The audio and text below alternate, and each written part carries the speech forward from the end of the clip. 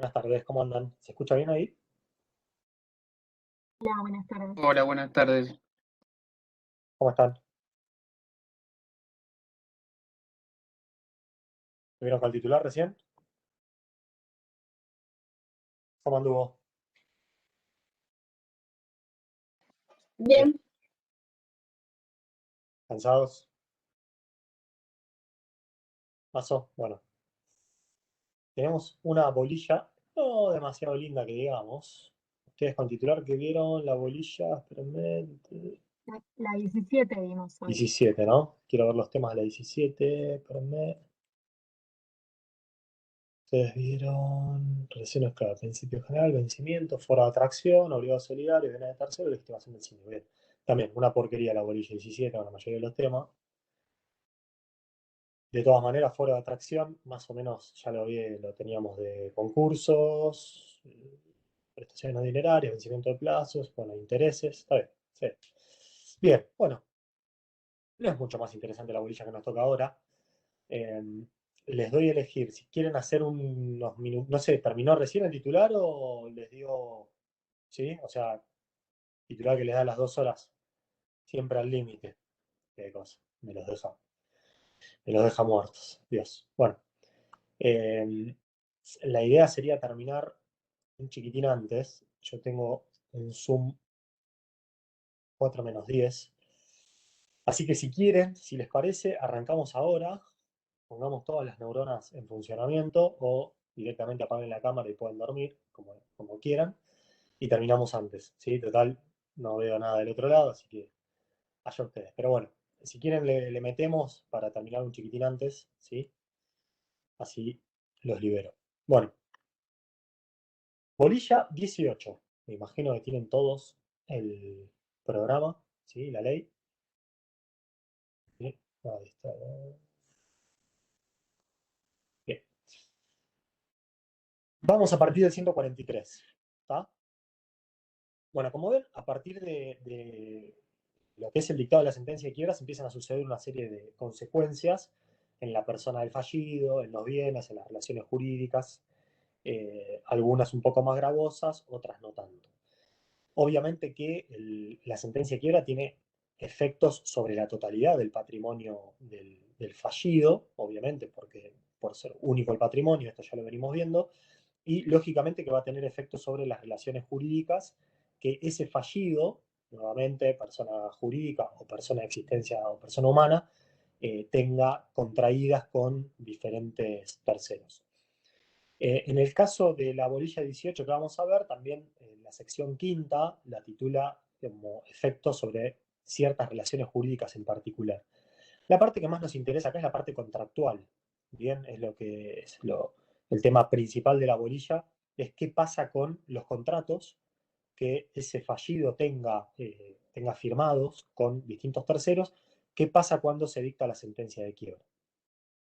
El artículo 43, upa, Estatuto del Periodista. Fer, ¿sos vos? ¿Ustedes también lo mismo que yo? Sí, Sí, sí, profe. profe. Fer. Bueno, claramente Profe, no voy a hablar del Estatuto del Periodista. Capaz que se superpusieron las clases porque sí, me parece que es hay... laboral. Ahí está, era derecho social laboral. Ah, bueno, volví. Espero seguir. Bueno, si volvemos a tener algún problemita técnico, bancamos. Bueno, entonces, contratos en curso de ejecución. Fíjense que el 143 ya arranca hablando de contratos que estén en curso de ejecución, es decir, que se estén desarrollando en el transcurso de que se dicta la sentencia de quiebra. ¿Sí? Entonces, lo que trata el artículo 143 es aquellos contratos que al tiempo del dictado de la sentencia de quiebra no estén cumplidas íntegramente las prestaciones de las partes. ¿Está bien? Entonces acá tenemos 3 situaciones distintas que se pueden dar según el artículo 143. Primer tema, como dice el inciso primero, si el fallido cumplió totalmente con su prestación, ¿bien? El otro, el cocontratante no fallido o cocontratante in bonis, lo que va a tener que hacer, lógicamente, va a ser cumplir con la suya. ¿Está bien? Es decir, prestación cumplida totalmente a cargo del fallido, la otra parte, la parte in bonis, la que no está fallida, va a tener que cumplir con su prestación. Segundo supuesto, inciso 2, supuesto inverso. Acá lo que tenemos es que cumplió con la prestación, es el cocontratante no fallido.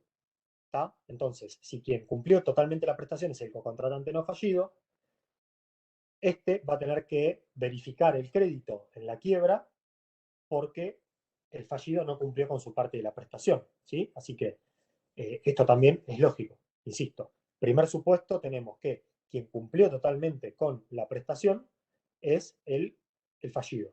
Con lo cual, la otra parte tiene que cumplir con su prestación. Obviamente que esa prestación, dependiendo del tipo de contrato que sea, va a entrar al concurso, a la quiebra, y va a beneficiar a la masa de acreedores. ¿Tá? Ahora, el segundo supuesto, que es a la inversa, si quien hubiese cumplido totalmente su prestación fuese el cocontratante no fallido, va a tener que verificar el crédito, por lo que el fallido le adeuda, lo va a tener que verificar en la quiebra. Estos dos supuestos no tienen ningún secreto ni ninguna complejidad. Ahora, fíjense que el inciso tercero ya les dice que si hubiese prestaciones recíprocamente pendientes, es decir, que ambas partes se adeudaren prestaciones recíprocamente, esto va a quedar supeditado a las reglas del artículo 144. Ya el inciso tercero les dice que el contratante no fallido va a tener derecho a requerir la resolución del contrato, ¿sí? Como principio general. Pero fíjense que el 144 ya les dice que el supuesto previsto por el inciso tercero, por el inciso tercero del artículo anterior, queda sometido a las siguientes reglas. ¿Bien? Primero les dice, dentro de los 20 días corridos de la publicación de dictos en el domicilio o en la sede del juzgado, si aquello no corresponden, el tercero contratante debe presentarse haciendo saber la existencia del contrato pendiente y su intención de continuarlo o resolverlo. En igual término, cualquier acreedor interesado puede hacer conocer la existencia del contrato y, en su caso, dar la opinión sobre la conveniencia o resolución. ¿Tá? Es decir, en principio, se le da la posibilidad a ese tercero cocontratante de presentarse en el juzgado, en el expediente, dentro de los 20 días corridos desde que finaliza la publicación de dictos, para denunciar la existencia del contrato si no hubiese sido denunciada con anterioridad, bien, por el síndico o por el propio deudor, denuncia la existencia del contrato y va a manifestar su intención en el sentido de continuar con el contrato o si lo quiere resolver. ¿Está bien? ¿Hasta acá estamos? Sí, ¿Sí? está bien. Sí. ¿Quieren que repita? ¿No? Si voy muy rápido me avisan, ¿sí? Ahora,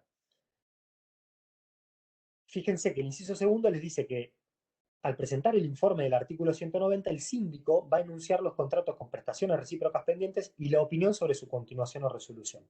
El artículo 190 está en la parte dentro de lo que es la continuación de la explotación de la empresa. ¿Qué es lo que pasa? Acá les hago una pequeña, como una especie de llamada, si se quiere, hacia otro tema. Lo que ustedes vienen viendo hasta ahora, y es lo que se imaginan, es que cuando se dicta la quiebra, cuando se dicta la sentencia de quiebra, ¿ustedes qué es lo que se imaginan automáticamente? ¿Qué es lo que pasa con esa empresa? Me vuelvo Que a no referir funciona al más. supuesto empresa. ¿Qué se imaginan ustedes? ¿Qué sería lo más lógico? ¿Qué sucede? No, que no funciona más, que está parada. Que se liquidan los Sí, bienes. digamos, bien, pero como una especie de, digamos, como foto, nos imaginamos que va el síndico y baja la persiana, ¿sí? Se clausura la empresa, ¿sí? Se frenan las actividades y eso queda resguardado hasta que empiece toda la etapa liquidatoria de los bienes. Eso sería lo normal. Ahora, ¿qué puede pasar? Que contrariamente a lo que les estoy diciendo, que esa empresa se cierre a la espera de que comience la liquidación de los bienes, ¿qué podría suceder? ¿Qué les parece que podría suceder? Que continúe para producir y poder pagar. Exactamente, que esa empresa, en vez de cerrar, que continúe trabajando para... ¿Forman cooperativas? Sí, la figura de la cooperativa acá adquiere relevancia porque una de las continuadoras de esa empresa en quiebra podría ser la cooperativa. Ahora, la finalidad que tiene la quiebra con continuación, se llama quiebra con continuación, ¿sí? En la jerga lo llamamos de esa manera. La quiebra común y corriente sería quiebra que se cierra la empresa, quiebra con continuación es se dicta la sentencia de quiebra, pero esa empresa continúa funcionando. ¿Por qué podría suceder que en vez de cerrar, esa determinada empresa continúe funcionando? ¿Cuál les parece que sería a ustedes la lógica? De que en vez de cerrarla, permita el juez que continúe funcionando. Para seguir consiguiendo activos y así poder satisfacer los créditos de los acreedores. Bien, uno de los supuestos sería para que continúe produciendo y con el fruto de esa producción se pueda continuar pagando a los acreedores. Los supuestos de continuación están dados por la ley, ¿tá? Después lo vamos a ver más adelante cuando veamos la sección pertinente, o sea, la ley nos va a decir, o le va a decir al juez, mejor dicho, y le va a dar al síndico los parámetros por los cuales podría decidirse la continuación de la empresa. Pero para que ustedes tengan una idea, a veces lo que conviene es mantenerla funcionando porque el precio que le podemos sacar a una empresa en funcionamiento es mayor al que le podemos sacar si frenamos la actividad y la vendemos por partes. ¿Esto se entiende? Profe, y también que es más Sí. fácil de venderse estando en actividad que no estando. Exactamente. Exactamente, porque, digamos, una de las formas de vender, también las formas de liquidación de la empresa también están en la ley, lo vamos a ver más adelante cuando empecemos con esa parte, con la etapa liquidativa, pero a grandes rasgos, para que ustedes ya vayan teniendo una noción, la empresa se puede vender de distintas maneras, que también están dadas por la ley. Una de las formas es venderla en marcha, es decir, venderla toda junta en funcionamiento. Otra sería venderla en bloque, vender bloques de bienes, venderla por partes. Y la otra sería venderla individualmente cada bien. ¿Se entiende? Con lo cual, lo que la ley estima, lo que la ley entiende y en la práctica es real, es que si la vendemos funcionando, le voy a sacar más plata que si la vendo desguazada. ¿Está? Con lo cual, uno de los supuestos, por ejemplo, que podría darse en el tema de la continuación, de por qué sería conveniente venderla, es decir, en vez de decretar la sentencia de quiebra, bajar la persiana y permitir la continuación, sería que, por ejemplo, como dice la ley, esté en el medio de la producción un ciclo de producción, esté en plena producción un ciclo. Por ejemplo, imagínense que es una fábrica de zapatos y se dicta la sentencia de quiebra en el medio de un ciclo de producción de, supónganse, 5.000 pares de zapatos. Y yo esos zapatos los estoy haciendo porque estoy en plena temporada, no sé, supónganse que estamos hablando de botas de mujeres, ¿está? Y justo está de moda el color rojo, las botas rojas. Entonces yo estoy en un ciclo de producción de botas rojas. Si yo si yo primero interrumpo el ciclo de producción, va a ser económicamente dañoso. Segundo, se me va a pasar la temporada y cuando yo termine, no lo voy a poder vender al mismo precio que lo puedo vender ahora. Entonces, en ese caso yo podría continuar, el juez podría autorizar la continuación porque estoy en un ciclo de producción, en el medio de un ciclo de producción, en plena temporada, donde está de moda la producción que yo estoy haciendo. Con lo cual, si yo termino ese ciclo de producción, termino la confección de los 5.000 pares de zapatos y los vendo porque están de moda en ese momento, seguramente voy a sacar mucha más plata que va a ingresar a la quiebra para distribuirse después entre los acreedores. ¿Ah? Entonces, este es uno de los criterios que me da la ley para disponer la continuación de la explotación. En última instancia, la continuación tiene como finalidad, como dijo recién Valentín, vender la empresa. Pero si la vendo en marcha, si la vendo funcionando, le voy a sacar más plata. Esto no dista mucho en realidad de lo que sería poder vender un auto. Que este es un parámetro que ha ido cambiando con el tema de los años y las autopartes, pero se entendería que si yo vendo mi auto andando y andando bien, lo voy a vender a mayor precio que si lo vendo por separado. El guardabarro por un lado, las cubiertas por el otro y demás. ¿Qué es lo que nos demuestra la realidad en el tema de los autos? Por lo menos es que a veces se gana más plata desguazándolos que vendiéndolos en funcionamiento. ¿Está? Pero en principio la idea de que las cosas valen más cuando están funcionando se aplica en el criterio económico de las formas de venta. Así que bueno, en el informe del 190, me fui por las ramas para explicarles este tema. En el informe del artículo 190 que el síndico tiene que hacer, a los efectos de decidir la continuación de la explotación, si es conveniente o no, el síndico va a tener que detallar cuáles son los contratos que están en curso de ejecución en ese proceso, en esa quiebra.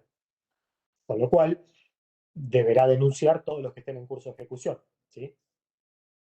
Por eso les dice que al presentar el informe del artículo 190, el síndico va a enunciar los contratos con prestaciones recíprocas pendientes y su opinión sobre su continuación o resolución. Entonces, el síndico no solamente va a decir cuáles son los contratos que están en curso de ejecución, sino cuáles de todos ellos es conveniente continuar y cuáles de todos ellos es conveniente resolver. ¿Hasta acá me entienden? ¿Quieren que repita algo? ¿No? Seguimos.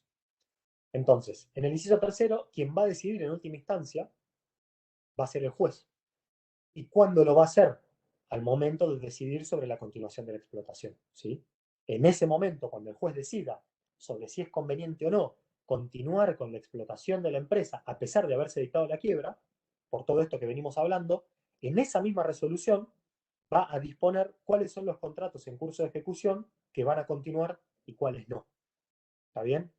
Como siempre, el juez, como director del proceso, es el que tiene la última palabra. ¿Tá? El síndico va a denunciar los contratos, va a sugerir cuáles continúan y cuáles no, y en última instancia el síndico es el que va a decir, el juez va a decidir cuáles son los contratos que efectivamente continúan y cuáles se resuelven por efecto de la quiebra.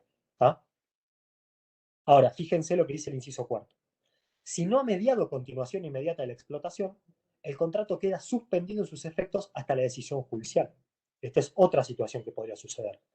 Que el juez se tome un tiempo hasta que decida la continuación o no de la explotación y lo que el juez tarde en decidir, obviamente no es sine die, no es que tiene el tiempo que él quiera, lo que lleve esos días que se toma el juez para decidir, en ese caso los contratos van a quedar suspendidos en su ejecución. ¿Tá?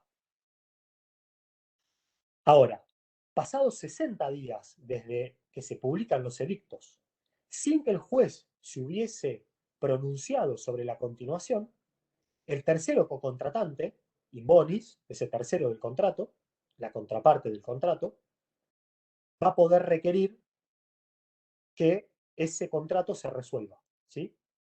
Es decir, si no se le comunica la continuación del contrato por medio fehaciente, va a poder pedir la resolución del contrato. Lo que dice la ley es que si pasados los 60 días de la publicación de edictos, sin que el juez se hubiese pronunciado, ese tercero se presente en el expediente, va a requerir pronunciamiento y si dentro de los 10 días siguientes al pedido no tiene respuesta por parte del juez, va a poder pedir la resolución del contrato. ¿Está bien? Es decir, en este caso, el silencio implicará resolución del contrato, como una especie del que calla otorga. ¿Bien? ¿Se entiende lo que les estoy diciendo?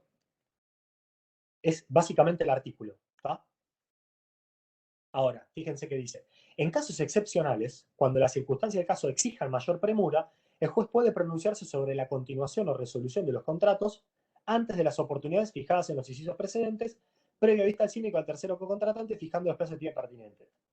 Esto, ya lo comentamos la clase anterior, cada quiebra, cada proceso, cada concurso no es igual que el otro. ¿tá? Todos tienen sus particularidades.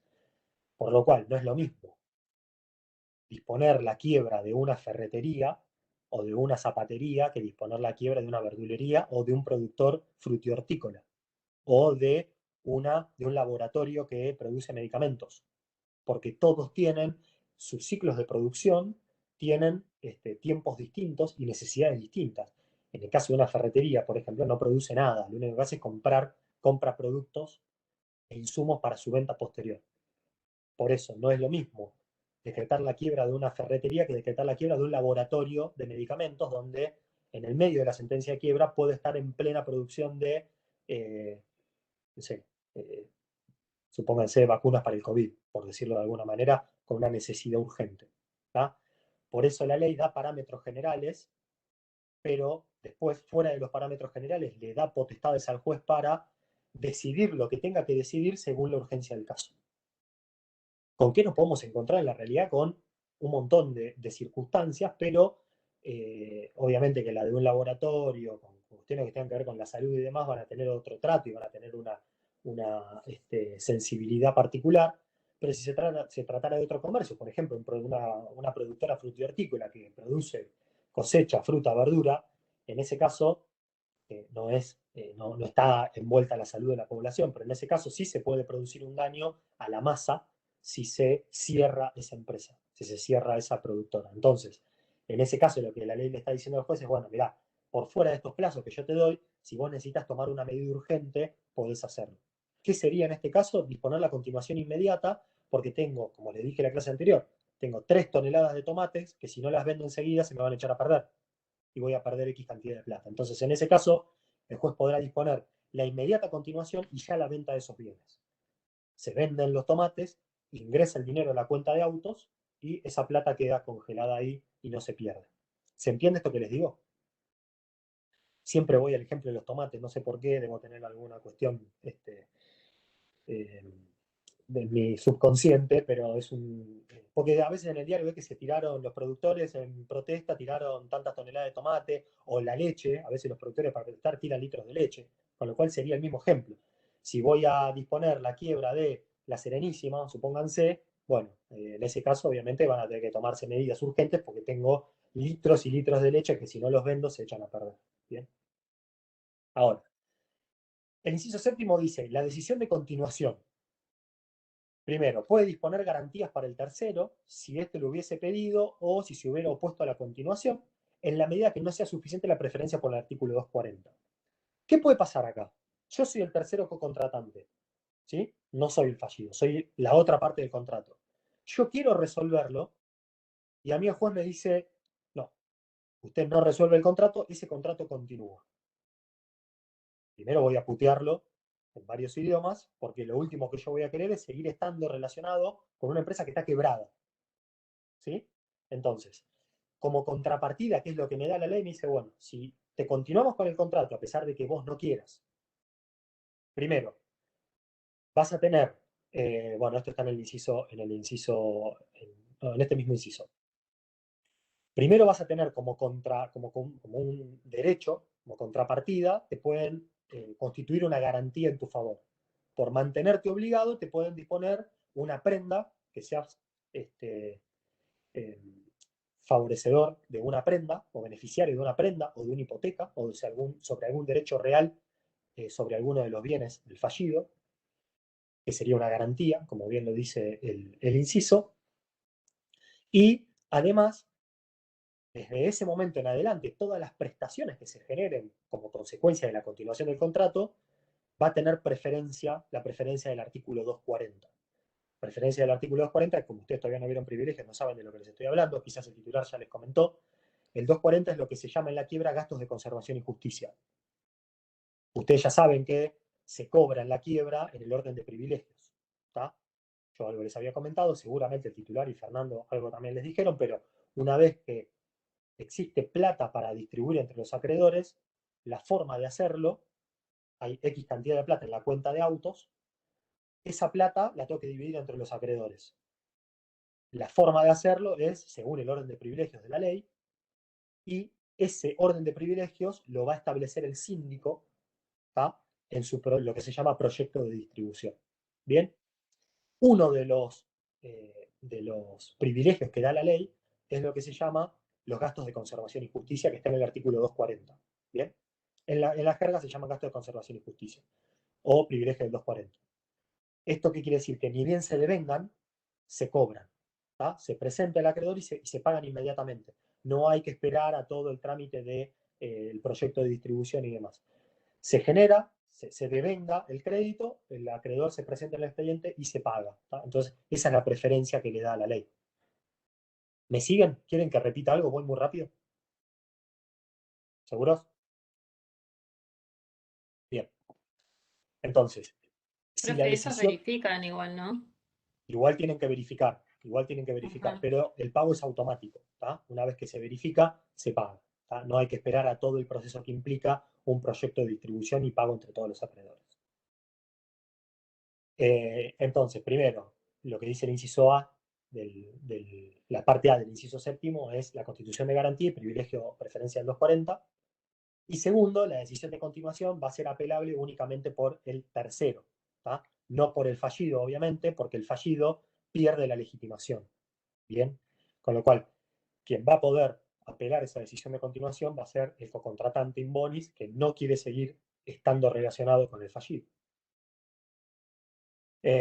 Bueno, puede optar por recurrir al término juez, demostrando sumariamente que la continuación le causa un perjuicio por no ser suficiente para cubrir la garantía acordada en su caso. La nueva decisión del juez es apelable al defecto devolutivo por el tercero. Es decir, decisión de continuación, ese tercero puede apelarla ante el mismo juez, es decir, sería una revisión ante el mismo juez, como una especie de revocatoria si se quiere, porque le causa un perjuicio, o porque la garantía que se le estableció al efecto no es suficiente, y si el juez decide, no obstante, la continuación, ahí va a ser apelable nuevamente con efecto devolutivo hacia la Cámara.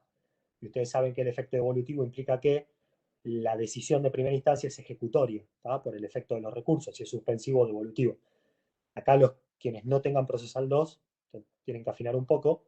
Me imagino que más o menos estamos todos en línea con este tema, pero muy rápidamente los recursos se otorgan con efecto suspensivo, con efecto devolutivo. Si el juez lo otorga con efecto suspensivo, quiere decir que esa apelación concedida suspende la ejecución de la medida.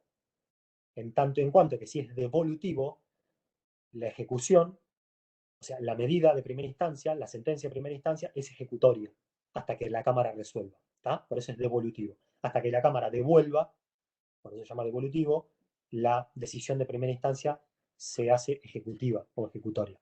¿Se entiende esto? Bien. Pero en definitiva, la decisión de continuar el contrato o de resolverlo va a estar dada por la conveniencia que tenga para el concurso, para la quiebra. Bueno, obviamente, cuando decimos concurso, estamos hablando de las dos de quiebra en este caso. ¿Ah?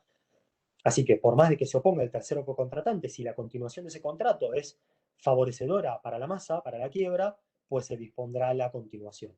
Como ese tercero contratante quizás no quiera seguir, bueno, la ley le dará una serie de beneficios para que pueda seguir cobrando lo más seguramente posible. Bien, 145 les habla de la resolución por incumplimiento y la aplicabilidad, lo que les dice que la sentencia de quiebra lo que hace es inaplicables todas las normas legales o contractuales que autoricen la resolución por incumplimiento. ¿Tá? Es decir, nosotros de las normas generales que venimos viendo desde obligaciones para acá, implican que ante el incumplimiento de la otra parte, lo que puede hacer la parte cumplidora puede pedir la resolución del contrato, ¿está bien? Además de las penalidades, multas, etc. Los intereses y todas las cláusulas penales, hay cláusula por incumplimiento. Bien, ahora, en la quiebra, como esto es una ley de orden público que desplaza a las disposiciones del Código Civil y Comercial en cuanto no sean compatibles, estas normas generales de resolución ante el incumplimiento de la otra parte no son operativas por la quiebra. Bien, ¿en qué se traduce este principio? Justamente en lo que venimos viendo del artículo anterior. En situación normal, si una de las partes incumple, ese contrato se resuelve. En situación de quiebra, el fallido puede estar incumpliendo el contrato, pero a pesar de incumplirlo, el juez puede disponer la continuación del mismo. ¿Bien? Por eso no son aplicables las disposiciones sobre resolución de los contratos del derecho civil y comercial. ¿Se entendió esto que les digo? Ustedes van a ver que en todos los contratos siempre hay cláusula de rescisión o de resolución por incumplimiento. Así que no es nada nuevo esto que les estoy diciendo. Bien. 146 les habla de promesa de contrato. Yo estoy siguiendo el programa. A ver, espérenme un chiquitín. Programa.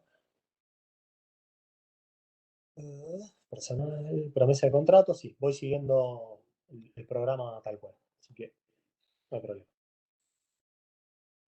También, lo que les dice el artículo 146 es que las promesas de contrato no son oponibles a la quiebra. Ustedes saben, las promesas de contrato no son contratos perfeccionados porque le ha faltado alguno de los elementos o porque las partes se han puesto de acuerdo en formalizar en un tiempo futuro un contrato, eso es una promesa de contrato, pero no es un contrato propiamente dicho que esté formalizado con todas las, valga la redundancia, con todas las formalidades de la ley que valga como tal. Así que una promesa de contrato no es oponible o no es exigible al concurso. ¿Está? Ahora, lo que también les dice la ley es, este es el principio general, la promesa de contrato no es exigible al concurso. Ahora, no obstante eso, si pudiese cumplirse y es favorable para el concurso, para la quiebra, y el juez lo autoriza, esa promesa de contrato se puede ejecutar. ¿Está bien? Y obviamente tiene que haber pedido del síndico, el síndico tendrá que estar de acuerdo y el tercero también. ¿Está? Para lo cual el tercero tiene que manifestar su voluntad en sentido positivo en el expediente y dentro de los 30 días de publicado los edictos. ¿Está? Así que, como principio general, las promesas de contrato, por no ser contratos propiamente dichos, no son oponibles a la quiebra, salvo que estén de acuerdo tanto el tercero como el síndico y el juez lo autorice. ¿Bien? Les reitero, el parámetro o el norte que seguimos en este caso es que todo sea favorable a la masa de acreedores. ¿Bien? Nosotros la masa, este concepto que nos imaginamos cualquier cosa, está representado por la totalidad de los acreedores. Es como si hiciésemos una comunión ideal entre todos los acreedores que denominamos la masa de acreedores. ¿Bien?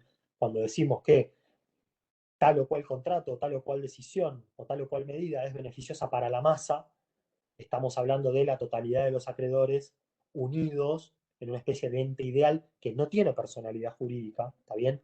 La masa de acreedores no tiene personalidad jurídica, pero sí es un ente ideal que es susceptible de derechos y obligaciones, ¿está bien? Pero en principio no tiene personalidad jurídica. Ahora, cuando decimos la masa, hacemos referencia ni más ni menos a la totalidad de los acreedores. ¿Bien? ¿Preguntas hasta acá? ¿No? Bien. 146 habla de los contratos con prestación personal del fallido, de ejecución continua de normativos. Todos estos contratos, los que tengan prestación personal del fallido, es decir, que la prestación del fallido personalmente sea esencial para el contrato. El ejemplo que van a leer ustedes en los libros va a ser que el que tenga firmado con el fallido un contrato por el cual el fallido tenga que pintarme un cuadro. ¿Tá? Ejemplo recontra boludo, pero bastante, con perdón de la palabra, pero bastante gráfico para que ustedes se imaginen.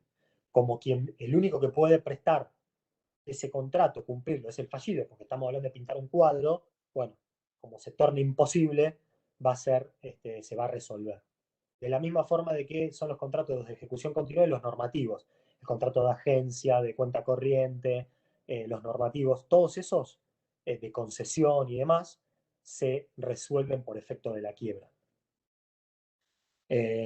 Como la ejecución de no, quedan resueltos por la quiebra y los contratos de mandato, ven cuenta corriente, agencia, concesión y distribución, quedan comprendidos en esta disposición. Son todos estos contratos que quedan resueltos por la quiebra. Ahora, el contrato de comisión de compraventa tiene distintas particularidades, tiene algunas situaciones que se pueden dar. Ustedes saben lo que es el contrato de comisión. ¿Qué es el contrato de comisión?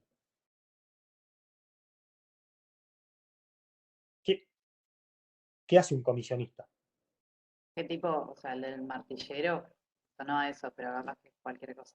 El martillero, la figura de los martilleros es del corretaje inmobiliario, pero es parecido. Y por eso son martilleros y corredores públicos, pero es parecido. ¿Qué hacen? ¿Son qué?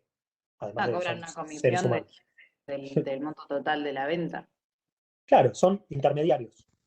Claro. O sea, el comisionista es un intermediario entre dos partes. De la misma forma que, como bien dijiste, el martillero es un intermediario entre el comprador y el vendedor. Por la particularidad de la actividad y demás, se llama el corretaje inmobiliario. Pero en definitiva son todos comisionistas, es decir, se comisionan a través de una operación entre dos partes. ¿Bien? En este caso, lo que les dice la ley es que si un comisionista vendió bienes por el comitente, es decir, por quien le dio la orden, si vendió bienes por el comitente, como dice la ley, o sea, el comitente, le puede reclamar el precio impago directamente al comprador hasta la concurrencia de lo que se le da por la misma operación. Ahora, fíjense el inciso segundo, si el deudor compró bienes por el comitente, el tercero vendedor tiene facultad para cobrar directamente el comitente la suma de deuda del fallido hasta la concurrencia del precio impago. Bla, bla, bla.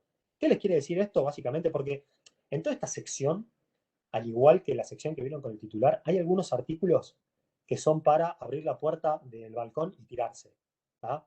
Y caer de cabeza, porque son imposibles de entender, son horribles, los lees, no los entendés, vas al libro, lees la explicación del libro y tampoco lo entendés, con lo cual nosotros tratamos de hacérselo lo más sencillo posible.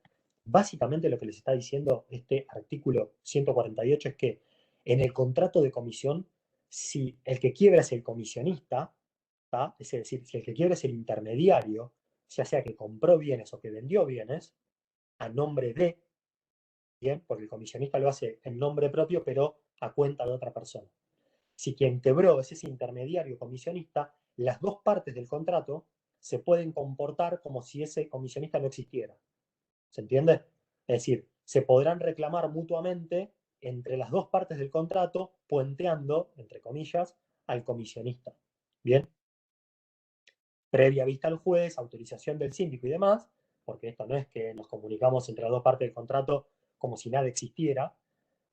Tiene que haber una vista al síndico, tiene que estar el juez de acuerdo, pero lo que me está diciendo la ley, para que ustedes lo simplifiquen, es que si quien quiebra es el comisionista, lo que las dos partes del contrato, comprador y vendedor, van a poder hacer es tratar entre sí, interactuar entre sí como si ese comisionista fallido no existiera. ¿Bien? ¿Entendieron lo que les dije? Estoy haciendo reduccionismo, pero es para que podamos saltear el artículo. ¿Tá? Después lo van a ampliar ustedes con la doctrina. Lo que yo, cuando a veces preguntan si Ruilión es suficiente para estudiar o el apunte es suficiente para estudiar con todas las particularidades que tiene el apunte y que el titular esté lo menos enterado posible, a veces lo que pasa es que hay artículos que tienen poca explicación, ¿sí? Ya sea alguno de estos que no tiene demasiada importancia para lo que nosotros queremos que ustedes aprendan, porque son situaciones quizás que se presentan menos frecuentemente en un concurso de una quiebra, pero a veces artículos que son muy importantes tienen una explicación que es así, son 3 renglones. Entonces, tengan siempre a mano o Rivera o algún otro autor un poco más desarrollado. Bien, misma reflexión cabe para la parte de títulos valores, que vamos a ver cuando terminemos toda esta parte de concursos, lo mismo, ¿tá? Tienen el manual de Gómez Leo y después tienen algún apuntecito dando vuelta, siempre tengan algo para ampliar al lado. Bien. Dicho el parroquial, vamos a... Bien, vuelvo. ¿Se entiende esto que les digo? ¿Alguna pregunta? ¿No? Bien. Les doy este artículo y les voy a dar 5 minutos para que hagan un refresh. Sociedad. El artículo 149 me habla de sociedad y derecho de receso. ¿Saben ustedes qué es? Primero, saben qué es una sociedad, si no, nos vamos a estudiar otra cosa. Así que lo paso de largo. Segundo, ¿saben lo que es el derecho de receso en una sociedad? Porque acá nos vamos a comercial 1 o a privado 5, creo que es ahora, con este quilombo que han armado con el programa. ¿Qué es el derecho de receso en una sociedad? Cuestión que les va a servir a ustedes en general para causa propia o de algún conocido, hermano, primo, novio, lo que fuera. Profe, cuando Amigo. un socio puede apartarse de alguna decisión que se tome.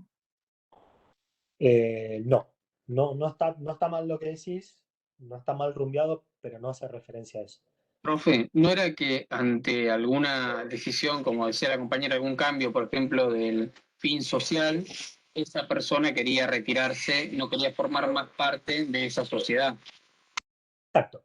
El derecho de receso lo que implica, está bien, es que, o es el derecho que tiene todo socio de los tipos de sociedades de retirarse de la sociedad cuando lo considere pertinente.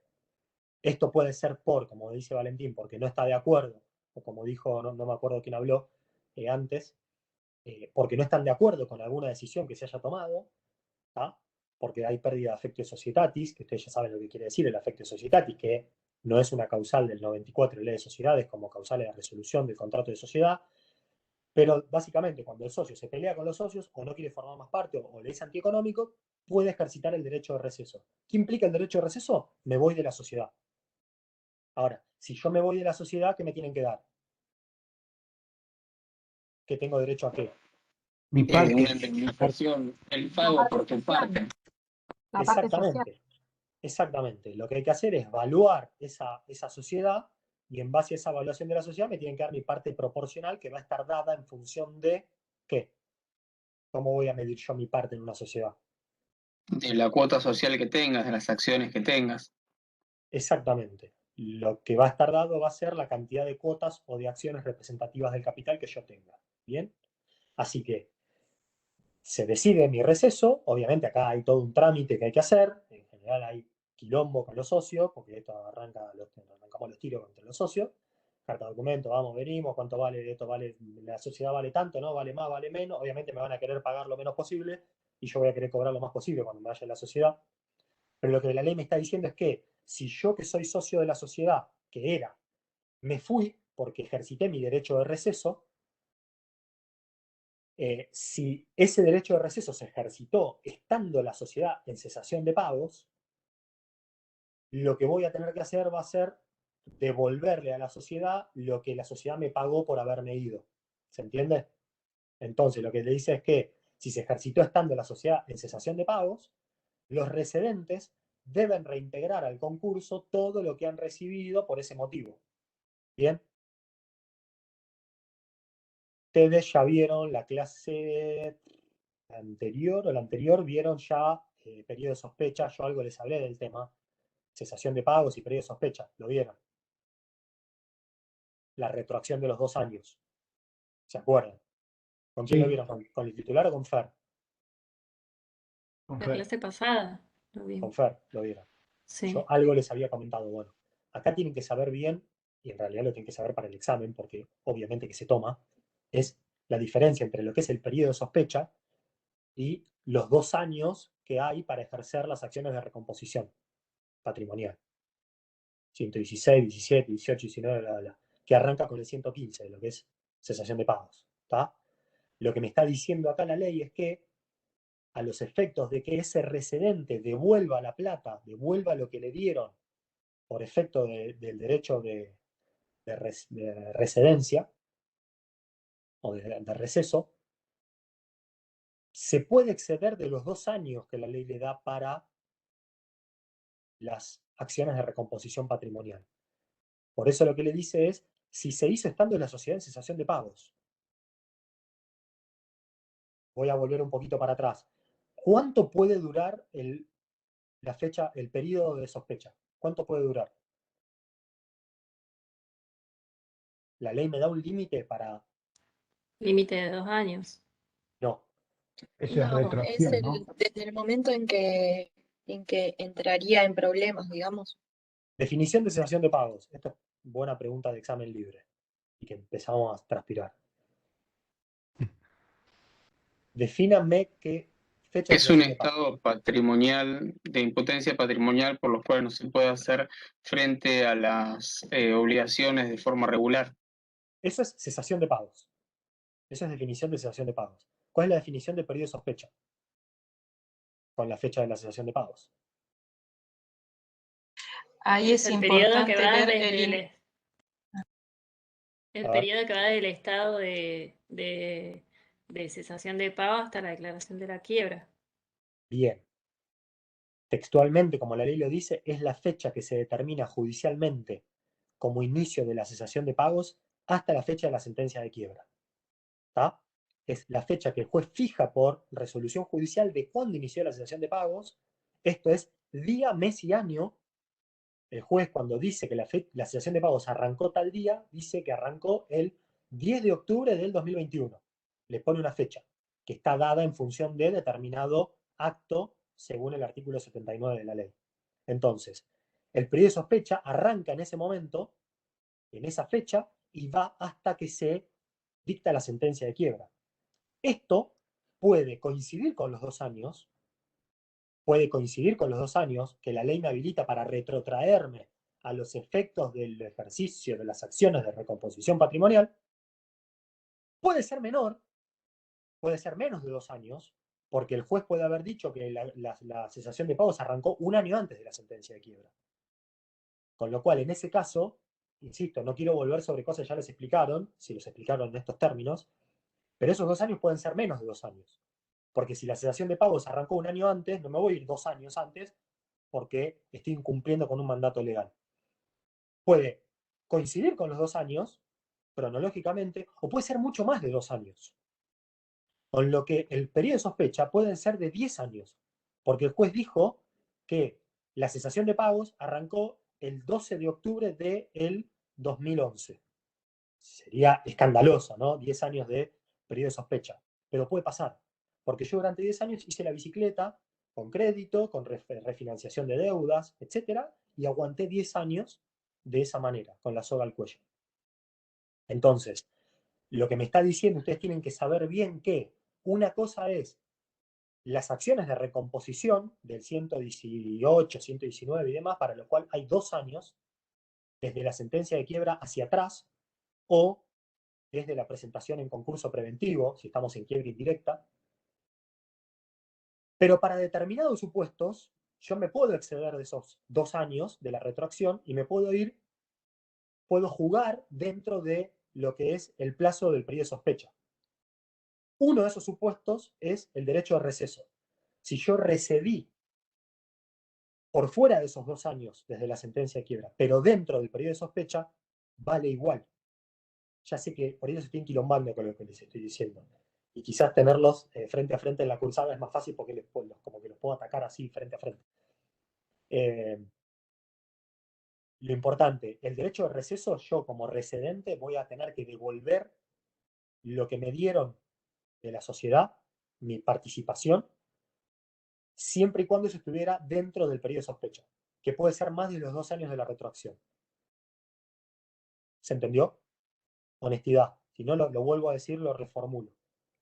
Ahora, sí quiero que tengan claro, aprovecho para volver para atrás, la diferencia entre lo que es el periodo de sospecha, que puede tener una duración de tiempo ilimitada, ¿bien? De lo que son los 2 años para ejercer las acciones que me da la ley. ¿Tá? Son 2 cosas distintas. Ese periodo de sospecha puede coincidir con los 2 años, puede ser menor a 2 años, o puede ser mucho más de 2 años, ¿tá? Pero no es lo mismo. Así que eso ténganlo bien en claro. Y después lo que me está diciendo el 150 es que la quiebra de la sociedad lo que hace es exigibles los aportes no integrados por los socios hasta la concurrencia del interés de los acreedores y gasto del concurso. ¿Qué quiere decir esto? Ustedes saben que cuando nosotros hacemos una sociedad, esto les va a pasar a ustedes si algún día forman una sociedad con algún familiar o con algún amigo, o tienen algún familiar o amigo o lo que fuere que tiene una sociedad, uno cuando crea la sociedad le pone un capital social, ¿sí? Espero que se lo acuerden un poco de privado 5, comercial 1, como fuere, y le asignamos un capital social, que tiene un mínimo. La SA tiene 100.000 pesos, la SRL 12.000, y que eso va a estar dado también en función del objeto que cumpla. ¿Bien? A ver si hay infracapitalización, si está poco capitalizada o no, bueno, etc. Entonces, si el capital social de esa sociedad es 100.000 pesos, tengo que aportar ¿cuánto? 100.000 pesos. Ahora, hay 2 figuras distintas acá. Uno es la suscripción, es decir, los socios suscriben el 100%, ¿sí? Es decir, la totalidad de capital la suscriben, la comprometen, sería, pero efectivamente se aporta el 25%. ¿Se entiende esto? Se aporta solamente el 25% y el 75% restante se va capitalizando con el correr de... hay 2 años para integrar contablemente el 75% restante. Son cuestiones un poco técnicas. Lo que les quiero decir es que, y lo que dice la ley, es que si cuando se declara la quiebra, ese 75% restante no hubiese sido integrado por los socios a la sociedad, la resolución, la declaración de quiebra, lo torna exigible. Es decir, que los socios van a tener que integrar el 75% restante. Van a tener que sacar de sus bolsillos el 75% restante para integrarlo, porque la resolución de quiebra lo torna exigible. De la misma manera que la resolución de quiebra, como les dijo el titular seguramente, lo que hace es opera el decaimiento de todos los plazos legales. ¿Sí? Así que bueno, como ven acá, la quiebra empieza a traer una serie de consecuencias jurídicas para un montón de relaciones que, si estamos hablando de una persona física, de cualquiera de nosotros, no va a haber mucha complejidad, porque más que con el banco, con alguna que otra obligación que tenemos dando vuelta, no hay problema. Pero si estamos en una sociedad que tiene una cantidad de relaciones jurídicas dando vuelta, vamos a tener que ponernos a trabajar seriamente. ¿Sí? ¿Quieren hacemos Profesor, Sí, eh, usted dice del 75%, pero si lo está integrando y no sé, le queda el 20 o el 30%, eso es exigible y lo tiene que integrar sí o sí. tiene que integrar lo que no hubiese estado integrado. Si Lo fuese que un le quede, 20%, exacto. será un 20%, y como dice la ley, el límite del interés de los acreedores, por lo mismo que dijimos la clase anterior conmigo. Si ya existe patrimonio suficiente para desinteresar a los Para acreedores, pagar, no voy bien, a necesitarlo. De la misma manera que si tengo 10 bienes y liquidando 5 alcanza, los otros 5 no los voy a tocar. ¿Está bien? Porque no es bien. represivo el sistema. ¿Se entendió? Sí, sí, bien. Bien. Hacemos 5 o 10 minutos, ¿tá? Y volvemos. Sí, no hay problema. Descansa. Dale.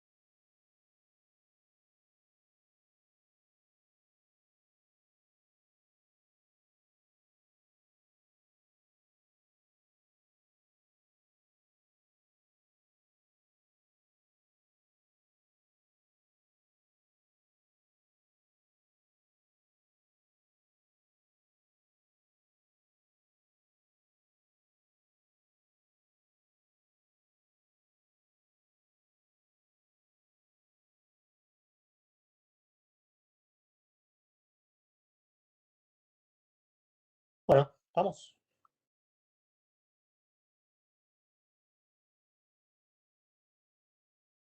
Sí, estamos. Lamentablemente, estamos. Bien.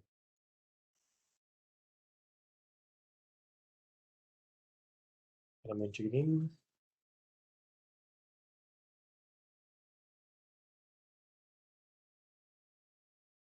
Bien.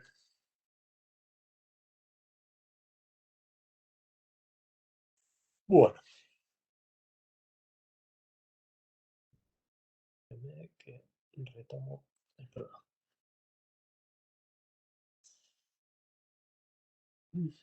Bueno, ya vimos más o menos entonces. Perdón, ¿hasta acá les quedó alguna duda? ¿Algo? ¿Quisieran que repita? Profe, Algo. eso de que el socio ejerza su derecho de receso, ¿no? Ujú. Y que luego tenga que reintegrar nuevamente lo que le habían eh, otorgado, no sé cómo decirlo. Sí, ¿Hace que adquiera de nuevo la calidad de socio o no? no, No.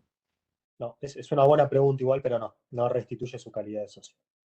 No, no. Profe, Sí, y en algún momento lo puede reclamar, se vuelve como un acreedor más de la empresa, de la sociedad. perdón, ¿me puedes repetir? Porque se escuchó re bajito.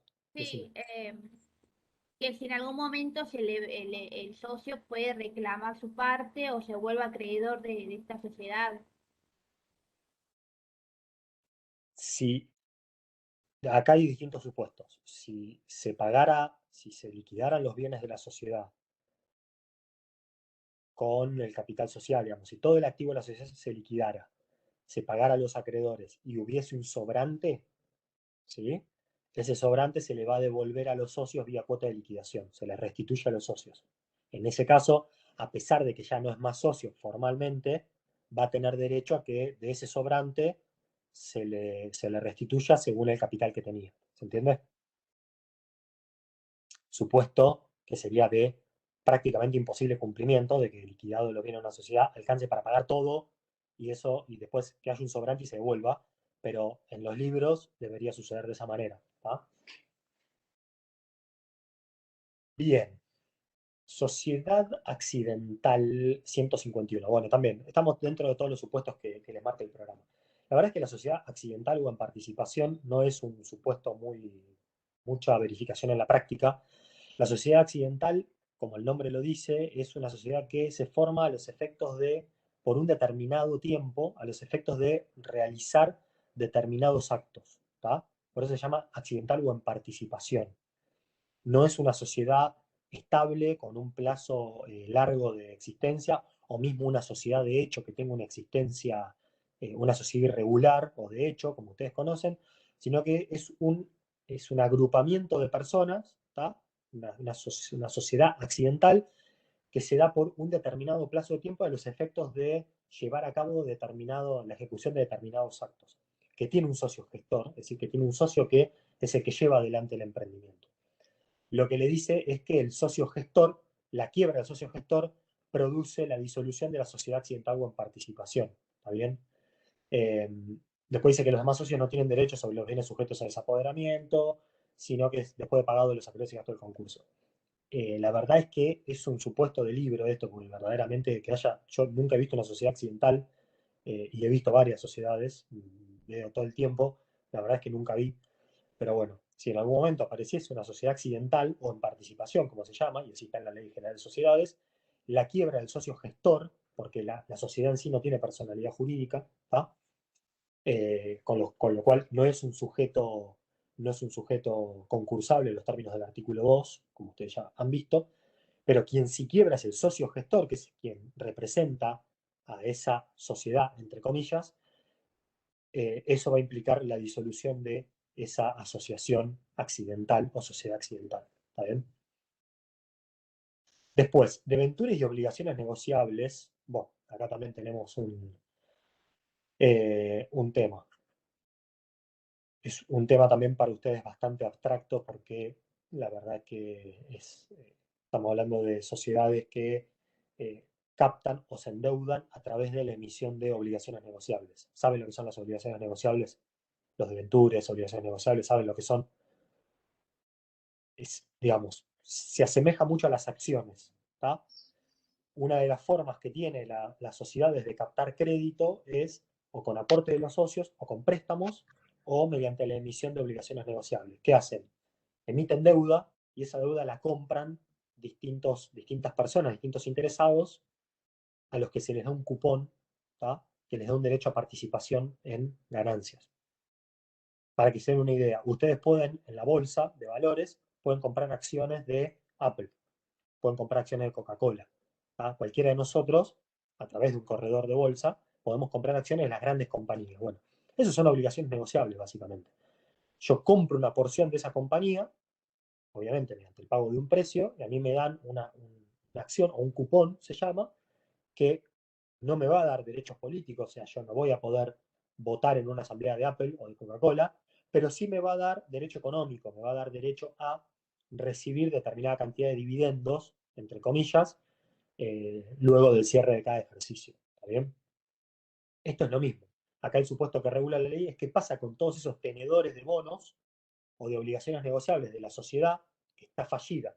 ¿Qué pasa con todos ellos? Fíjense, en caso de que la fallida haya emitido debentures u obligaciones negociables que estén impagos, rigen las siguientes reglas particulares. Si tienen garantía especial, se aplican las disposiciones que regulan los derechos de acreedores hipotecarios o prendarios en el juicio de quiebra. Es decir, si yo cuando emití esas obligaciones negociables les otorgué una preferencia, un privilegio sobre bienes de la sociedad, pues esos tenedores de deuda podrán ejecutar esos bienes por el privilegio especial que tienen sobre un bien especial, un bien particular de la sociedad. Supónganse que les otorgué un privilegio sobre el inmueble de la sociedad. ¿Tá? En ese caso, todos los debenturistas se llaman, designarán un representante quien se va a encargar de ejecutar esa garantía. Bien, ahora, si se trata de debentures y obligaciones negociables con garantía flotante común, es decir, que no tienen una garantía especial como el primer inciso, el fiduciario actúa como liquidador coadyuvante del síndico. El fiduciario sería el que representa a todos los debenturistas. ¿Sí? Si los debenturistas o obligacionistas no han designado representante en la asamblea reunida al efecto, pueden designarlo a fines de este inciso. ¿Tá? Después amplíenlo ustedes.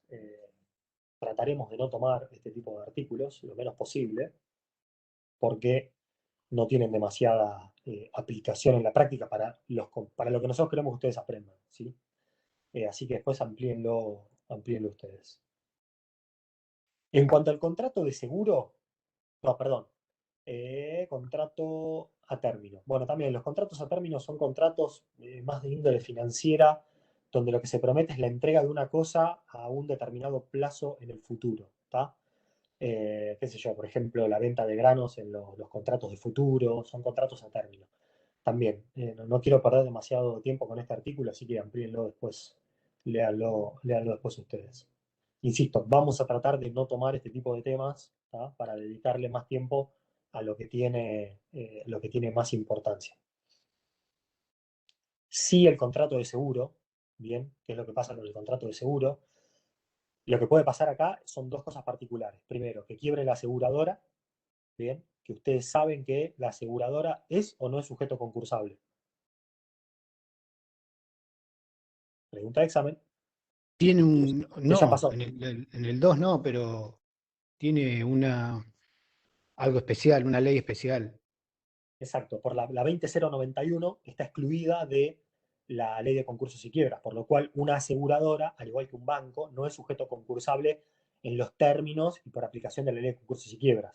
¿Se pueden quebrar y pueden disolverse y liquidar? Sí, la realidad es que sí, pero se aplica el procedimiento que tiene su ley especial. En este caso, la ley de seguros es la 20091.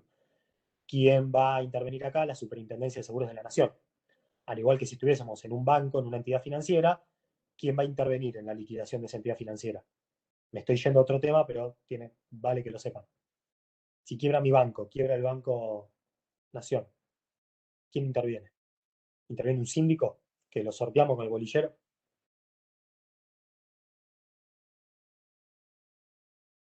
¿Sí, no? Sindicatura A, sindicatura B. ¿Quién interviene acá? Sindicatura A, no, la verdad que no te seguí lo que me preguntaste. Me perdí un Bien. poco. Tendría que ser Es para sindicatura A darle, por lo específico, por lo complejo.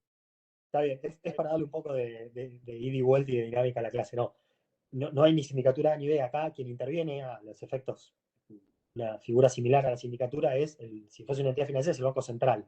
¿Tá? En el caso de las aseguradoras, va a intervenir la Superintendencia de Seguros de la Nación, con todos los procedimientos que tiene la ley. ¿Tá? Con lo cual, si quiebra la aseguradora, no voy a aplicar la 24.522, aplico la 20.091, aunque el procedimiento de liquidación va a ser similar a las disposiciones de la ley de quiebras. ¿Tá? Los sistemas de liquidación que tienen con los procedimientos son similares, pero quien actúa como síndico y como contralor es el organismo rector, en el caso de los seguros, la Superintendencia de Seguros de la Nación. Bien, ahora, eh, si quiebra el, si quiebra el asegurado, el contrato no se resuelve y el síndico va a tener que seguir pagando las primas del seguro. ¿Tá? Va a tener que seguir pagándolo para los efectos de que los bienes no se desvaloricen. ¿Tá?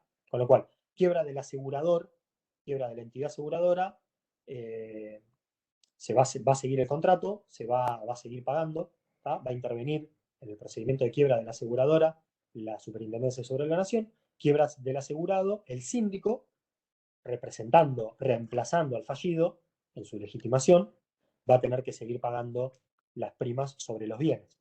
Porque si tiene un auto, ¿sí? Se va a tener que seguir pagando el seguro del auto por si ese auto se roba o si va a un depósito judicial y se desguaza, lo que fuere. Entonces, para evitar la desvalorización, se va a tener que seguir pagando el seguro. Bien. Ahora, protesto de título, bueno, esto va más para, acá ya tendrían que tener algo visto de la parte de títulos valores. Cuando nosotros vemos la materia en simultáneo, este artículo yo lo podría explicar perfectamente en épocas normales. Esta fue, ustedes no sé si el titular se lo dijo, pero es el primer año que damos, todos juntos damos concursos y quiebras y después todos juntos damos títulos valores. Hasta este momento, históricamente, el titular daba una parte de la materia y los adjuntos daban otra, pero simultáneamente. El titular les daba quiebras, los adjuntos daban títulos valores y nos íbamos cruzando.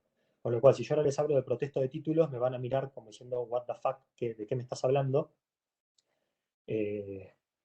Por lo que sería complicado que yo les explique este artículo ahora. Ahora, si ustedes han visto un pagaré, ¿han visto un pagaré? El pagaré tiene una leyenda que ya viene preimpresa, que es pagaré sin protesto. ¿Han escuchado eso? Pagaré sin protesto A. El protesto es una institución que en derecho cambiario funciona a los efectos de dejar establecidas situaciones cambiarias insatisfechas. Es decir, tengo el pagaré o el cheque, voy a cobrarlo y no me lo pagan, ¿y qué hago? Levanto protesto. ¿Sí? ¿Qué quiere decir esto de levantar protesto? Como que me quejo. Básicamente podría así, pero lo dejo por escrito. Entonces, no me pagan, levanto un acta de protesto que diga que, habiéndome presentado al domicilio fulano de tal, a los efectos de requerir el pago del pagaré tal, el mismo no fue hecho satisfecho. Ese acto solemne, notarial, que es el protesto, lo que me hace es que yo después pueda accionar judicialmente. La quiebra lo que hace es que las cláusulas de los protestos sean inaplicables. ¿tá? No es necesario levantar protesta en el caso de quiebra, porque la quiebra, como yo les dije recién, produce el vencimiento ipso iure de todos los plazos legales. Bien, fíjense. En los casos en que la declaración de quiebra exime de la obligación de realizar protesta de títulos, el cese posterior del concurso, cualquiera fuese su causa, no altera los efectos de la dispensa producida. Bien, esto también amplíenlo después ustedes, porque voy a estar una hora explicando algo y me voy a pasar los otros temas de largo que son más importantes. Alimentos. Un poco más interesante. 156. Solo corresponde reclamar en el concurso el crédito por alimentos adeudados por el fallido antes de la sentencia de quiebra. Acá, como ustedes ven, con este sinnúmero de relaciones jurídicas que van a converger dentro de una quiebra, de un concurso, acá tenemos que derecho de familia, ¿bien? Que yo, gracias a Dios, no hago porque es letal. Bien, no sé si alguien trabaja en un estudio que se dedique a eso o trabaja en un juzgado de familia, pero mis condolencias porque para mí, he hecho algo en algún momento, he intervenido y la verdad que no no es muy agradable. Pero bueno, en el caso de que el fallido estuviese debiendo alimentos a su cónyuge, a su ex cónyuge, a sus hijos y demás, los únicos que se van a poder reclamar en la quiebra, en el concurso, van a ser los anteriores a la sentencia de quiebra. ¿Se entiende esto? Lo cual es lógico por disposición legal, porque son todos los créditos por causa o título anterior a la sentencia de quiebra. Entonces acá la pregunta es, ¿qué pasará con los posteriores?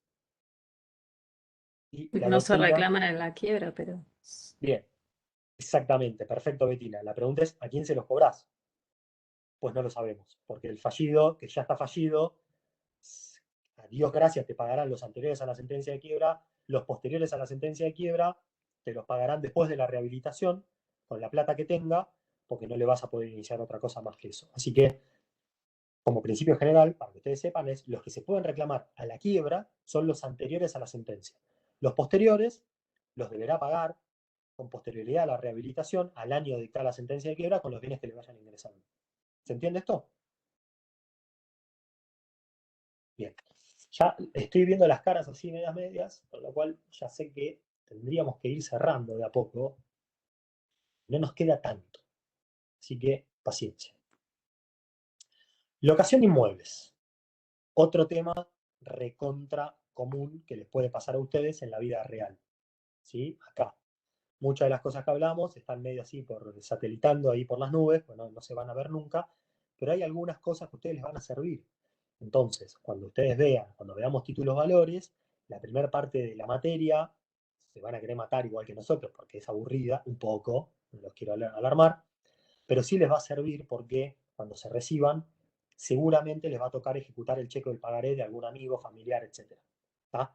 Así que, de la misma manera que les sirve sucesiones porque van a haber una sucesión, contratos porque van a haber un contrato, son cuestiones de la carrera que ustedes ven, que vemos todos, que en algún momento les va a tocar. ¿Sí?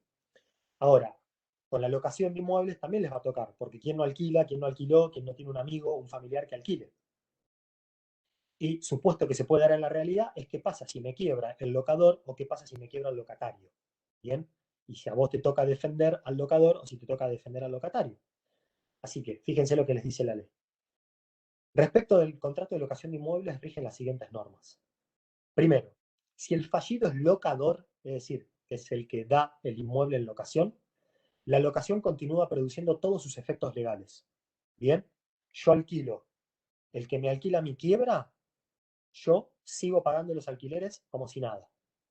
La diferencia es que no le voy a ir a pagar el alquiler a la casa, no voy a ir a la inmobiliaria si hubiese quebrado la inmobiliaria, porque ese pago sería ineficaz. ¿A quién le voy a ir a pagar? Mes a mes. Bueno, si lo hago por transferencia bancaria, obviamente tendré que transferir a la cuenta de autos. Pero en principio le voy a pagar al síndico. Hasta que el juzgado abra una cuenta judicial en el Banco Provincia, por cuenta y orden del juzgado, y yo deposite mes a mes el monto del alquiler en esa cuenta. ¿Esto se entiende? ¿Sí? Bien.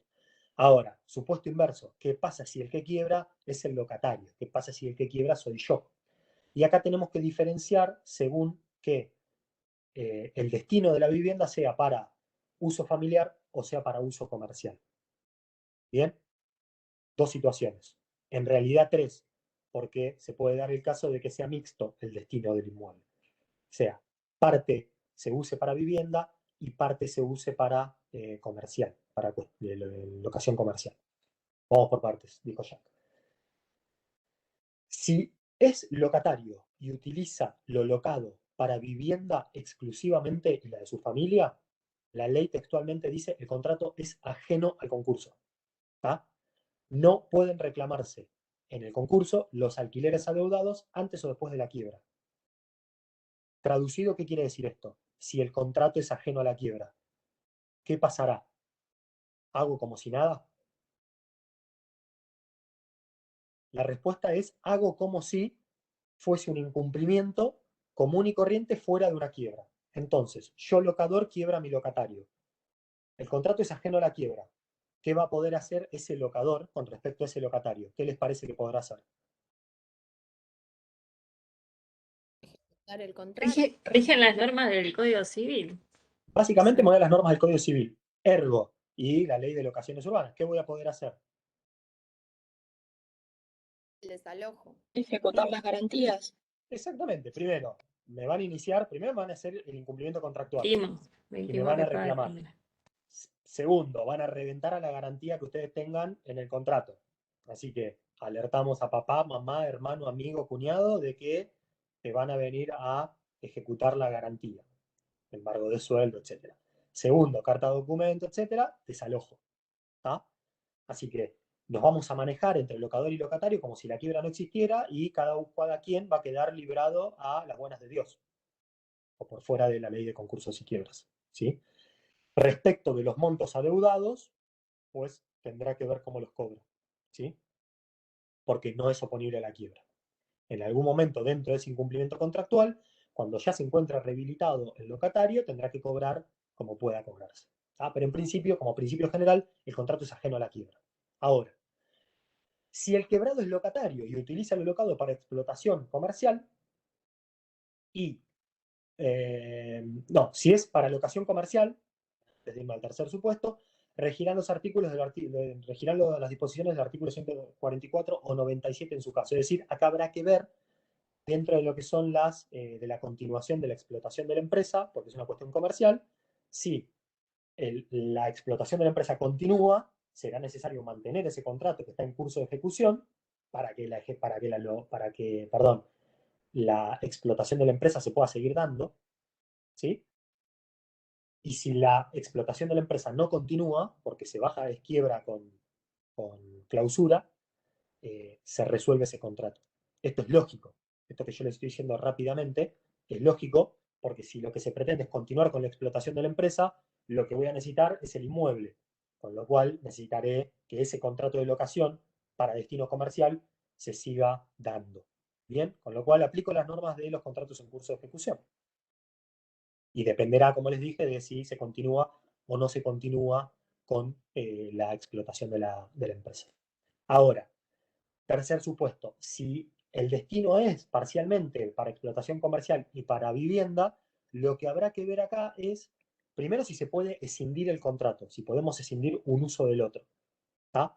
Entonces, si podemos, supónganse que la típica alquila los dos pisos, ¿tá? El del local de planta baja y la vivienda arriba.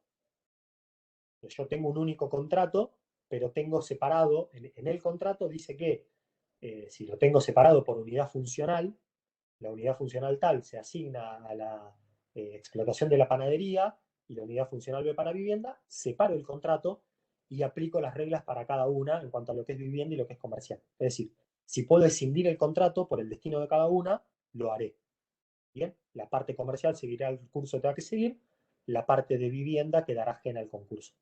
Ahora, si no se puede escindir, habrá que ver cuál es el destino principal de la locación y habrá que ver cómo se puede conducir en ese supuesto. Bien, qué decisión se tiene que tomar.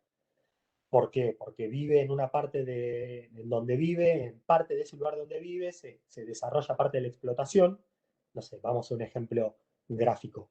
Tiene la panadería y en el mismo lugar donde produce, donde hace la masa y donde hace toda la producción, vive también, tiene parte de la vivienda, la tiene en ese lado. Bueno, ese es un lugar mixto que no se puede escindir porque en el mismo inmueble se llevan a cabo las dos cosas, la vivienda y lo comercial, con lo cual en ese caso el juez tendrá que decidir cuál es el destino que se le da, cuál es el destino del contrato, si es mayoritariamente comercial o si es para vivienda. ¿Se entiende esto? Sobre esta cuestión, la verdad es que no se puede sacar una regla muy genérica porque hay que estarse a las particularidades de cada caso. ¿Bien?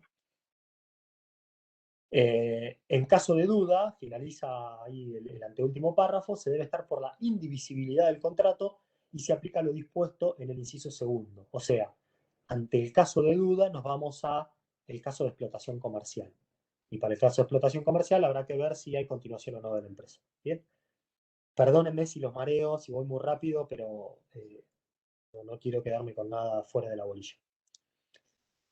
Si se decide la divisibilidad del contrato, finaliza el artículo, se fija la suma que por alquiler corresponde aportar en lo sucesivo al fallido por la parte destinada a vivienda, que queda sujeta a lo dispuesto en el inciso tercero. ¿Bien? Contrato de renta vitalicia, ustedes saben lo que es la renta vitalicia, es como una especie de renta que a vos te dan de gorra de por vida, que verdaderamente creo que ya no tiene demasiada utilidad, debe haber algunas rentas vitalicias todavía dando vuelta, yo alguna que otra he visto, pero la verdad es un instituto que ya no tiene demasiada aplicación en la práctica. Lo que dice la ley es que la declaración de quiebra del deudor del contrato de renta vitalicia produce la resolución, ¿está bien? Y el acreedor va a tener que verificar el crédito por lo deudado, ¿bien? Insisto, como no es un instituto que tenga demasiada aplicabilidad en la práctica, tampoco tiene demasiado interés. Pero el principio es ese. Si quiebra el deudor, es decir, el que da la renta vitalicia, ese contrato se extingue porque se entiende que es perjudicial para el concurso, para la masa, porque está permanentemente saliendo plata del patrimonio, ¿sí? Casos no contemplados, 159 reglas, lo que dice es que en las relaciones patrimoniales no contempladas expresamente, el juez debe decidir aplicando normas que sean análogas, atendiendo a la debida protección del crédito, integridad del patrimonio del deudor y de su empresa, el estado del concurso y el interés general. Esto ni más ni menos que el artículo 153 es una aplicación general de las normas que están contenidas en el Código Civil y Comercial de la Nación, que lo que nos dice es que siempre, ante el caso de ausencia normativa de un determinado instituto, nos vamos a las normas análogas. ¿Bien? Para este caso nos vamos a ir al Código Civil y Comercial de la Nación para todo lo que no esté contemplado en la ley. ¿Bien? ¿Alguna pregunta de esto? No tiene demasiado secreto. Sí tiene un punto más la bolilla que es el contrato de leasing, ¿sí? Que es el punto 66. Rápidamente. Y vamos por el principio. ¿Qué es el contrato de leasing? Ustedes saben lo que es. No muy utilizado en Argentina, al menos para nosotros, sino para las empresas o grandes empresas. ¿Pero qué es? Se alquila un bien mueble con la posibilidad de comprarlo. Exactamente. Es como un Eso no tiene alquiler con opción opción a a compra. compra. Sí. Está bien, bien definido. Obviamente que nosotros en Argentina no lo utilizamos mucho, en otros países se usa muchísimo. Lamentablemente nosotros no lo hacemos porque para nosotros es muy caro porque es un contrato que requiere financiación. Como en este país la financiación está por las nubes, no se usa, ¿bien? Pero básicamente es una locación, es un alquiler con opción a compra de muebles. Se podría llegar a hacer también para inmuebles, pero la figura está dada para lo que son bienes de uso, bienes de producción, automotores, etc. Acá hay una contraposición o choca lo que es la ley de concursos y quiebras con la 25.248, que es la ley especial, reitero, la ley 25.248, que está la tienen ahí también en el programa, a ver, sí, 25.248 la tienen acá. Por eso el programa, la cita textual dice disposiciones de la ley 25.248 y el Código Civil y Comercial.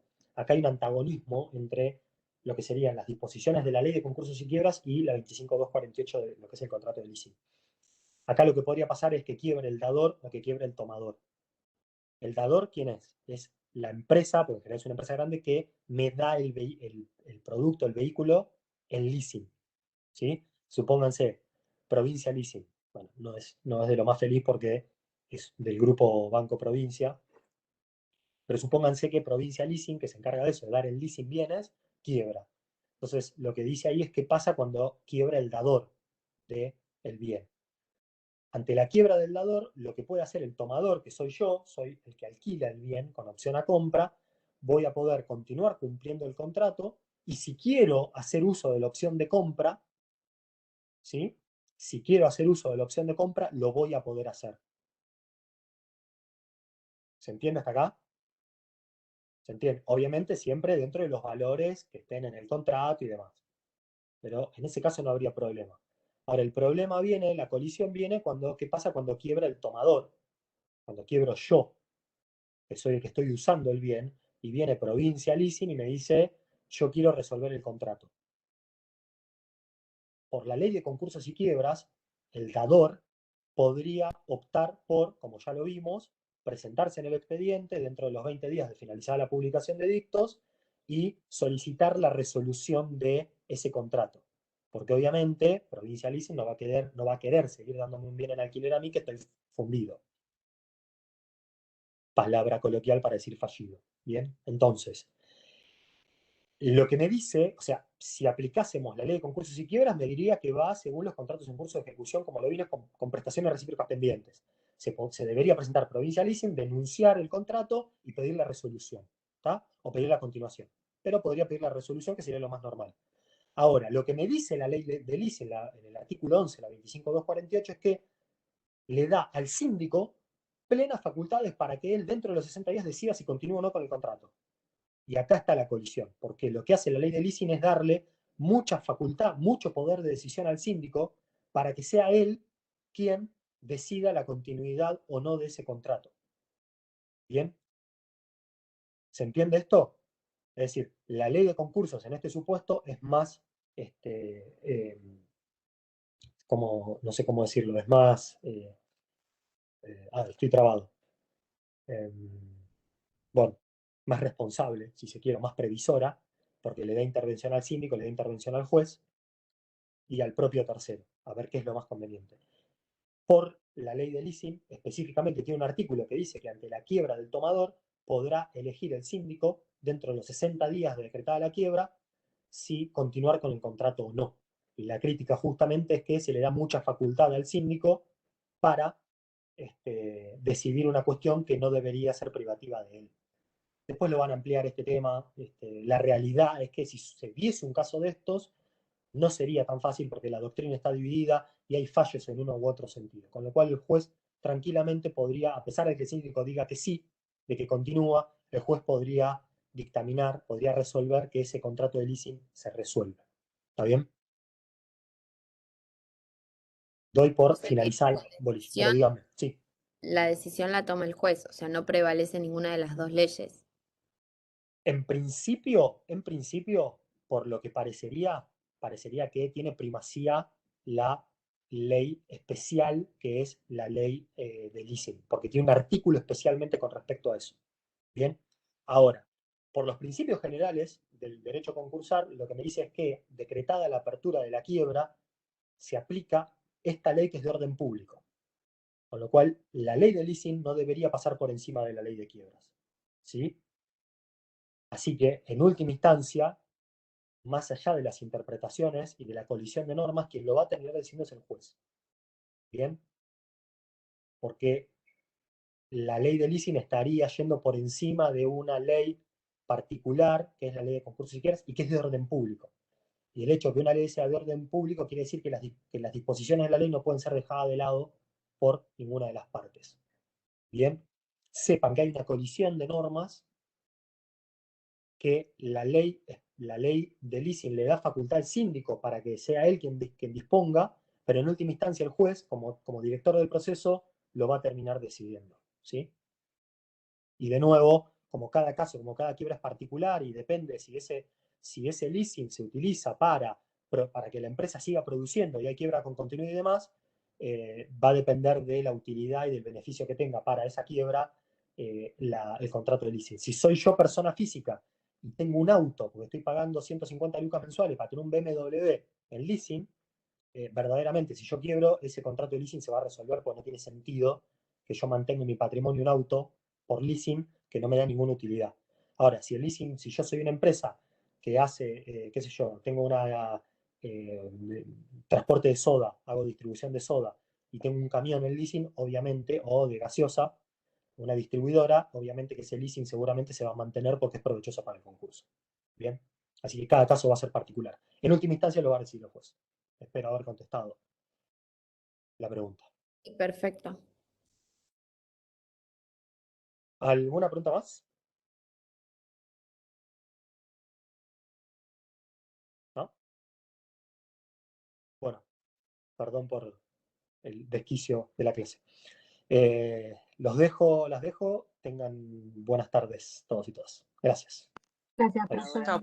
Gracias. Hasta luego. Adiós. Gracias. Gracias, chao.